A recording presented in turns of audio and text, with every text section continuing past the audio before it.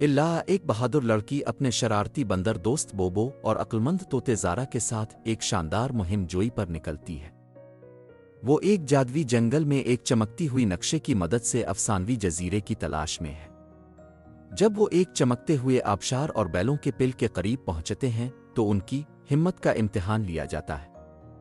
एक चमकता हुआ बड़ा पैंथर घने जंगल में उनके सामने मंडला रहा है। लैला बहादुरी से खड़ी है, बोबो और ज़ारा मदद के लिए तैयार है। लैला, बोबो और ज़ारा एक जादुई पहेली को हल करने के लिए मिलकर काम करते हैं जो आगे का रास्ता खोलती है। चमकता हुआ नक्शा तेज रोशनी से चमकता है और उनके अर्ध गिर्द छुपे हुए खजाने जाहिर होते हैं।